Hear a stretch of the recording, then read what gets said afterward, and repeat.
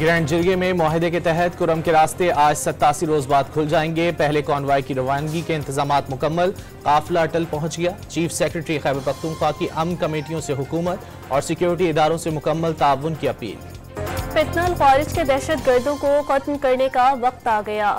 گھسپیٹھیے خیبر پختونخوا میں موجود وزیر اعظم نے پاکستان کے باہر ایجنٹوں اور دوست نما دشمنوں کی ملک مخالف مہم بہت بڑا خطرہ قرار دے دی۔ نیشنل ایکشن پلان عمل درآمد اجلاس میں ڈیجیٹل دہشت گردی سے نمٹنے کے لیے اقدامات پر زور۔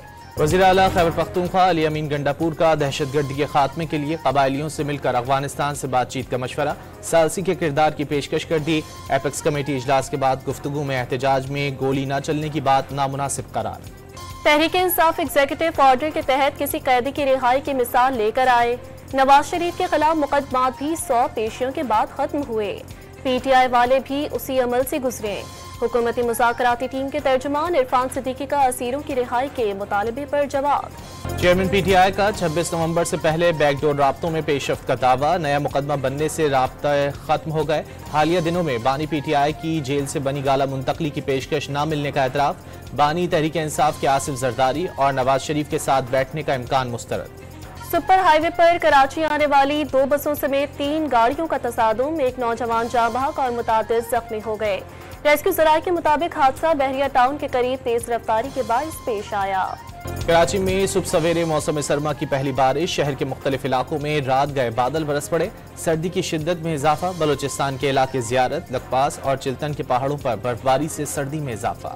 پنجاب کے میدانی علاقوں میں شدت کی دھند برقرار، موٹر ویز کے کئی سیکشن آج بھی ٹریفک کے لیے بند۔ موٹر وے پولیس کا عوام کو غیر ضروری سفر سے گریز اور دوران ڈرائیونگ غیر معمولی احتیاط کا مشورہ۔ فضائی آلودگی کے تدارک اور موسمیاتی تبدیلی کے اثرات کم کرنے کے لیے ڈان میڈیا گروپ اور محکمہ تحفظ ماحولیات پنجاب کے درمیان معاہدہ، ڈان نیوز کے سی ای او شکیل مسعود اور سیکرٹری ماحولیات کے معاہدے پر دستخط۔ وزیر اعلیٰ پنجاب مریم نواز نے ڈان میڈیا گروپ کی بریتھ پاکستان مہم کو پوری دنیا کے لیے مثال قرار دیا۔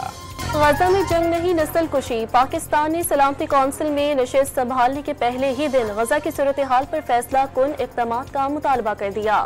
فلسطین کو عالمی ادارے کی مکمل رکنیت ضروری قرار۔ نیو یارک کے جج کا منتخب امریکی صدر ڈونلڈ ٹرمپ فراڈ کیس میں 10 جنوری کو سزا سنانے کا اعلان، کیس میں فرد جرم برقرار، سزا کے باوجود ٹرمپ کو جیل نہ ہونے کا امکان، 20 جنوری کو شیڈول کے مطابق حلف اٹھائیں گے۔